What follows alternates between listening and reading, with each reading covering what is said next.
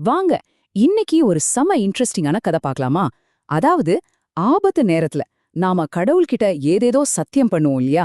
ஆனா அந்த ஆபத்து போனதுக்கு அப்புறம் அந்த சத்தியம்லாம் என்ன ஆகும்? அதுக்கு ஒரு சரியான உதாரணம் தான் இந்த கதை. சரி, கதைக்குள்ள போறதுக்கு முன்னாடி உங்ககிட்ட ஒரு கேள்வி. பயத்துல இருக்கும்போது நாம ஒரு வாக்குறுதி கொடுக்கறோம்னு வச்சுக்கோங்க. அந்த பயம் போனதுக்கு அப்புறமும் அது அப்படியே இருக்குமா, இல்ல காத்துல பறந்துடுமா? இத மனசுல வச்சுக்கிட்டே இந்த கதையை கேளுங்க. ஓகே, இப்ப நம்ம கதைக்குள்ள போலாம். நம்ம கதையோட ஹீரோன்னு சொல்லலாமா இல்ல வில்லன் சொல்லலாமான்னு எனக்கே தெரியல. அப்படி ஒரு ஆள், ஒரு மீனவன். அவரோட ஒரே குறிக்கோள் என்ன தெரியுமா? எதை எடுத்தாலும் பேரம் பேசி முடிஞ்ச வரைக்கும் கம்மியான விலைக்கு வாங்கணும். அப்படிப்பட்ட அவரோட வாழ்க்கையில தான் இந்த சம்பவமே நடக்குது. இதுக்கெல்லாம் ஆரம்ப புள்ளி என்ன தெரியுமா? ஒரே ஒரு தேங்காய். ஆமா, சந்தைக்கு போயிருக்காரு நம்மாளு, ஒரு தேங்காய் விலை கேட்டிருக்காரு. ஆனா கடைக்காரர் சொன்ன விலை இருக்கே, ஐயோ, இவருக்கு அது ரொம்பவே அதிகமா தெரிஞ்சிருக்கு. அவரோட பேராசை எப்படி கொஞ்சம் கொஞ்சமா அவரை ஆபத்துல மாட்டி விட்டுச்சுன்னு பாருங்களேன். முதல்ல 8 அணா தேங்காவுக்கு பேரம் பேசியிருக்காரு. அது முடியல. அப்புறம் யாரோ 4 அணாக்கு ஒரு இடத்துல கிடைக்கும்னு சொல்லவும் அதுக்காக 1 மைல் தூரம் நடந்து போயிருக்காரு. கடைசியா, அட போங்கப்பா, காசே கொடுக்கக்கூடாது, இலவசமா வேணும்னு சொல்லி பக்கத்துல இருந்த ஒரு உயரமான தென்னை மரத்துல தானே ஏறி பறிக்கலான்னு முடிவு பண்ணிட்டாரு. இப்போதான் கதையிலேயே முக்கியமான திருப்பம் வருது. பேராசைப்பட்டு எப்படியோ கஷ்டப்பட்டு மரத்தோட உச்சிக்கு போயிட்டாரு. ஆனா அங்க போனதுக்கு அப்புறம் தான் பேராசையெல்லாம் தூக்கி சாப்பிடுற மாதிரி ஒரு உணர்ச்சி அவர் ஆட்டி படைக்க ஆரம்பிச்சுது. வேற ஒன்னும் இல்ல, பயம். உச்சி குளிர வைக்கிற பயம். யோசிச்சு பாருங்க, அந்த மரத்து உச்சியிலிருந்து அப்படியே கீழே பாக்குறாரு. அவ்வளவுதான், தலை சுத்தி உலகமே தலைகீழா தெரியுது. அடடா, எவ்ளோ பெரிய ஆபத்துல வந்து மாட்டிட்டோமேன்னு அப்போதான் அவருக்கு உரைக்குது. கை காலெல்லாம் நடுங்க ஆரம்பிச்சிடுச்சு. அந்த உச்சக்கட்ட பயத்துல அவருக்கு தெரிஞ்ச ஒரே வழி கடவுள்தான். உடனே வேண்ட ஆரம்பிச்சிட்டாரு. கடவுளே, என்னைய மட்டும் பத்திரமா கீழே இறக்கி விட்டுட்டீங்கன்னா நான் 5 பிராமணர்களுக்கு அன்னதானம் பண்ணி பெரிய தான தர்மம்லாம் செய்றேன் அப்படின்னு மனமுருகி வேண்டிக்கிறாரு. சரி, வேண்டுதல் எல்லாம் முடிஞ்சது. இப்போ மெதுவா கீழே இறங்க ஆரம்பிக்கிறாரு. இங்கதான் ஒரு வேடிக்கையே நடக்க போகுது. ஆபத்தோட அளவு குறைய குறைய அவரோட பக்தியோட அளவு எப்படி குறையுதுன்னு மட்டும் நீங்களே பாருங்க.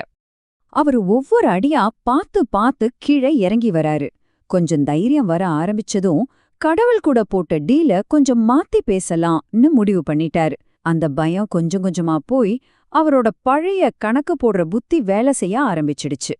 ஞாபகம் இருக்குல்ல, மரத்தோட உச்சியில உயிர் பயத்துல இருந்தப்போ அவர் பண்ண சத்தியம் 5 பிராமணர்களுக்கு சாப்பாடு போடணும்னு.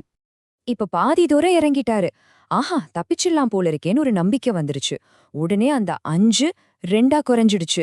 மனசுக்குள்ளேயே சரி சரி 2 பேருக்கு சாப்பாடு போட்டா போதும் அப்படின்னு ஒரு சின்ன திருத்தம் பண்ணிக்கிட்டாரு. அப்படியே இன்னும் கொஞ்சம் கீழே வந்து தர கண்ணுக்கு தெரிய ஆரம்பிச்சதும் அந்த 2 ஒன்னா மாறிடுச்சு. போதும் போதும், ஒரே ஒரு பிராமணருக்கு சாப்பாடு போட்டா பெரிய விஷயம்னு முடிவு பண்ணியாச்சு.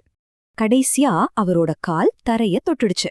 ஆஹா, அந்த நிமிஷம் அவரோட மனசுல இருந்த பயம் மொத்தமா காணாம போயிடுச்சு. பழைய மீனவன் திரும்பி வந்துட்டான்.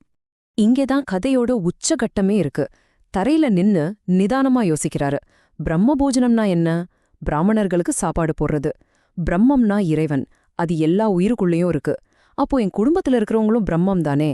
சோ நாம தினமும் குடும்பத்தோட ஒன்னா உட்காந்து சாப்பிடுறதே ஒரு பிரம்ம போஜனம்னா அப்படின்னு தனக்குத்தானே ஒரு சூப்பரான விளக்கத்தை கொடுத்து அந்த ஒரு பிராமணருக்கான சாப்பாட்டையும் கட் பண்ணிட்டாரு. பாத்தீங்களா அவரோட புத்திய?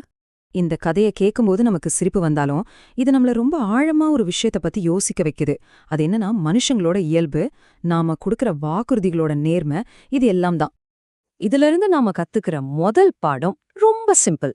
நெருக்கடியான நேரத்துல நாம பண்ற சத்தியத்தை அந்த நெருக்கடி போனதும் ரொம்ப ஈஸியா மறந்துடுறது மனுஷனோட ஒரு பெரிய பலவீனம். ஆனா இதை விட ஒரு முக்கியமான விஷயம் இருக்கு. உண்மையான நேர்மைனா என்ன? அது சூழ்நிலைக்கு ஏத்த மாதிரி வளைஞ்சு கொடுக்கறதா இருக்கக்கூடாது. கஷ்டமோ சந்தோஷமோ பயமோ தைரியமோ எந்த நிலைமையிலும் கொடுத்த வாக்க காப்பாத்துறது தான் உண்மையான நேர்மை. சரி, இந்த கதையோட இறுதியில உங்ககிட்டயும் என்கிட்டயும் ஒரே ஒரு கேள்விதான். நம்மளோட நேர்மை, நாம கொடுக்கற வாக்குறுதிகள், இதெல்லாம் அந்த மீனவன் மாதிரி சூழ்நிலைக்கு ஏத்த மாதிரி மாறுதா, இல்ல எந்த நிலைமையிலயும் மாறாம அப்படியே உறுதியா நிக்குதா? இதுக்கான பதில் நம்ம ஒவ்வொருத்தரோட மனசாட்சிக்கு தான் தெரியும்.